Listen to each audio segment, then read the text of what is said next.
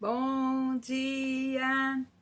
Estamos de volta com o nosso devocional Florescer, hoje número 184 e temos um dia belíssimo de sol, né? Desde as 5 horas da manhã o sol já está pegando. Nós estamos debaixo da graça e da misericórdia do nosso Deus e estamos numa série de devocionais tirando lições e princípios preciosos no livro de Provérbios. Nosso devocional chama-se A Vereda dos Justos, né? Como que a palavra de Deus, a sabedoria de Deus endireita as nossas veredas, torna as nossas veredas justas.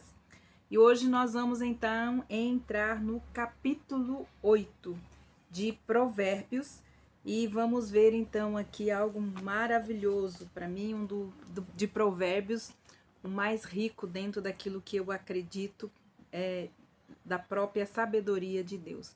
Então, capítulo 8, versículos de 1 a 21, dizem assim: A excelência da sabedoria. Não clama porventura a sabedoria e o entendimento? Não faz ouvir a sua voz? No cimo das alturas, junto ao caminho, nas encruzilhadas das veredas, ela se coloca. Junto às portas e entradas da cidade, à entrada das portas, ela está gritando: A vós outros, ó homens, clamo, e a minha voz se dirige aos filhos dos homens. Entendei, ó simples, a prudência, e vós nécios, entendei a sabedoria. Ouvi, pois, e falarei coisas excelentes, os meus lábios proferirão coisas retas, porque a minha boca proclamará a verdade. Os meus lábios abominam a impiedade, são justas todas as palavras da minha boca. Não há nelas nenhuma coisa torta e nem perversa. Todas são retas para que as entenda e justas para que as achem, e o conhecimento também. Aceitai o meu ensino e não a prata, o conhecimento antes do que o ouro escolhido, porque melhor é a sabedoria do que as joias, e é tudo do que se deseja, nada se pode comparar a ela. Eu, a sabedoria, habito com a prudência e disponho do conhecimento e dos seus conselhos. O temor do Senhor consiste em aborrecer o mal, a soberba, a arrogância e o mau caminho, e a boca perversa eu aborreço. Mas meu é o conselho e verdadeira sabedoria.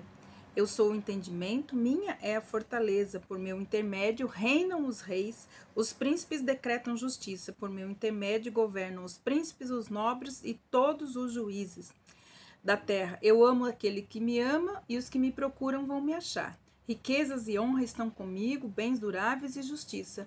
Melhor é o meu fruto do que o ouro refinado, e o meu rendimento é melhor do que a prata escolhida. Ando pelo caminho da justiça, no meio das veredas do juízo, para dotar de bem os que me amam, e aqueles que me acharem acham um grande tesouro. Então, nós temos aqui, mais uma vez, a personificação da sabedoria, né? A sabedoria convidando as pessoas a segui-la. E apresenta, então, fortes razões. Então, ali fala todos os lugares onde ela se apresenta, então, trazendo fortes razões para isso. Por que devemos segui-la? Isso está também no Novo Testamento, uma passagem análoga, né? Uma passagem semelhante está no Novo Testamento, João 7,37, que nos diz assim: no qual Cristo convida as pessoas a ir até ele e beber. Então, no último dia, o grande dia de festa, Jesus se pôs em pé e clamou dizendo: se alguém tem sede, que venha a mim e beba. Então, a sabedoria, ela mesmo já é um convite a nós encontrarmos e saciarmos a sede e a fome que nós temos do conhecimento de Deus. Nos versículos 2 e 3 indicam aonde os seres humanos podem encontrar então a sabedoria. Essa lista mostra que ela está disponível em todos os lugares por andam pessoas. O versículo 4 e 5, o convite é para todos os homens, tanto os grandes como os simples, também os nécios, né, que não têm sabedoria.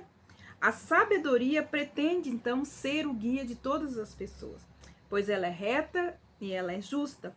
O valor, ela fala, né, do valor do seu ensino, ele é incomparável. É mais desejável do que a prata e ouro, né? joias ou qualquer outra coisa que nós consideremos valioso nessa terra. A sabedoria é o dom mais precioso e mais caro que nós podemos adquirir. A sabedoria, ela mora com a prudência e então ambas trabalham junto. Por isso, adquirir a sabedoria é o mesmo que adquirir também o discernimento. A sabedoria mora com a prudência e ambas trabalham junto, dando conselhos para os homens aprenderem a gerenciar todas as circunstâncias da sua vida. O que ela não partilha, pois é oposto à sua natureza, é todas as formas de mal. Ela fala, eu aborreço todas as formas de mal. A soberba, né? O orgulho, a arrogância, comportamento perverso e também mentiras. Mas quais seriam então as recompensas ou os benefícios para quem adquire? Aqui nesse texto, novamente, nós temos então, porque a sabedoria é aquela que traz as maiores riquezas espirituais que um ser espiritual precisa para viver com sabedoria, para ser feliz e bem-sucedido na sua vida. Então, quais são esses benefícios? Então, o que você adquire? Então, o texto fala: adquire conselho útil, uma sabedoria verdadeira, entendimento, capacidade para liderar, discernimento, afeição, companheirismo, diligência, riquezas, honra, justiça, lucro melhor do que o ouro refinado e a prata escolhida, tesouros espirituais em abundância. Olha só, então, se você vê os maiores princípios da sabedoria, é que acrescenta na vida do homem as maiores riquezas, as riquezas insondáveis de Cristo.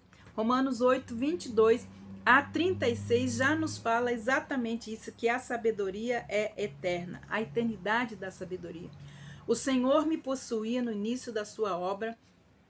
Antes de suas obras mais antigas, desde a eternidade, fui estabelecida desde o princípio, antes do começo da terra.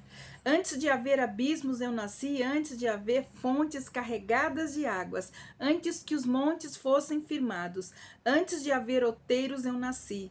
Ainda ele não tinha feito a terra, nem as amplidões, nem sequer o princípio do pó do mundo. Quando ele preparava os céus, eu estava lá. Eu traçava o horizonte sobre a face dos abismos. Quando firmava as nuvens de cima, quando estabelecia as fontes do abismo. Quando fixava o mar e o seu limite, porque as águas não se transpassem os seus limites. Quando compunha os fundamentos da terra. Então eu estava com ele e eu era o seu arquiteto, dia após dia eu era as suas delícias, folgando perante ele em todo o tempo.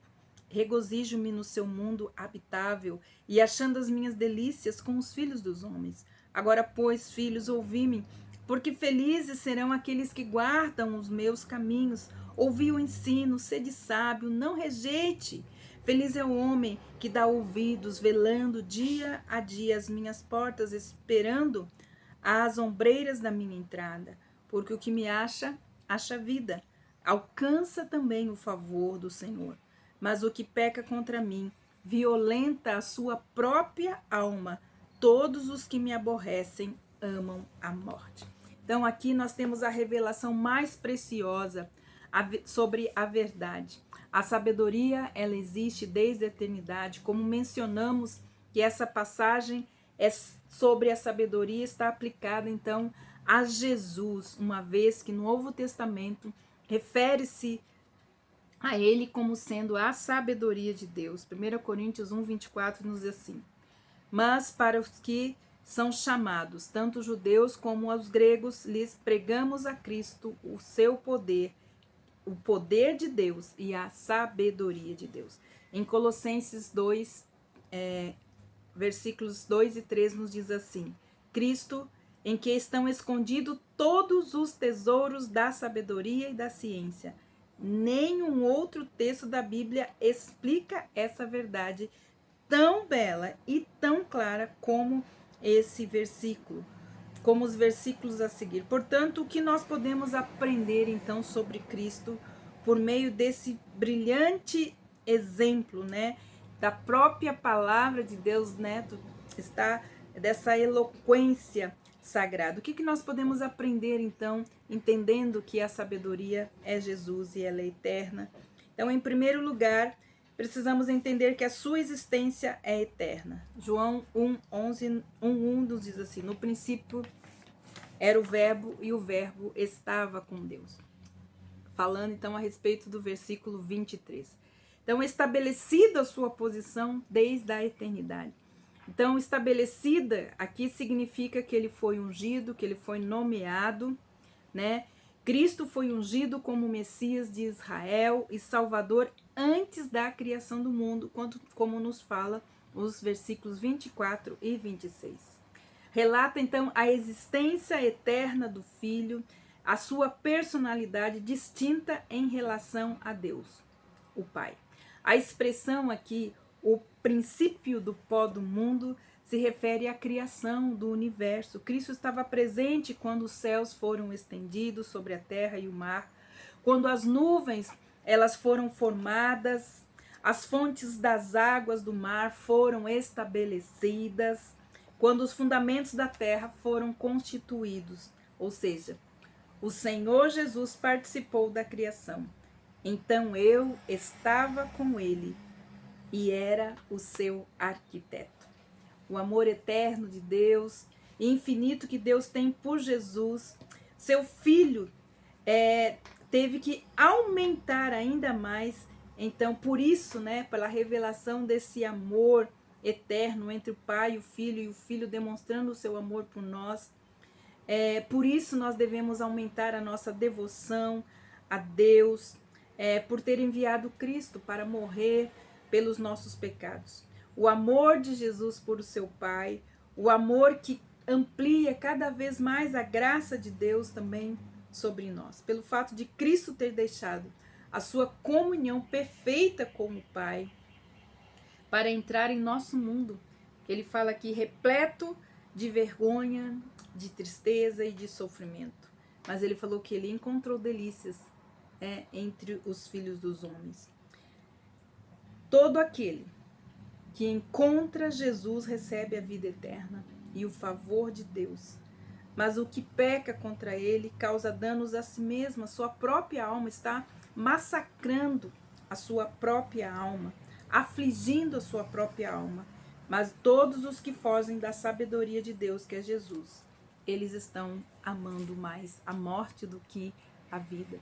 Jesus é o caminho, a verdade e a vida. Então, esse texto de Provérbios, ele é maravilhoso e ele traz para nós, então, quem é Jesus, a verdade eterna, né? Conhecendo Jesus, conheceremos os tesouros insondáveis e as riquezas que nós temos nele, que Deus preparou para nós. Que Deus abençoe você e até amanhã com o nosso devocional Florescer.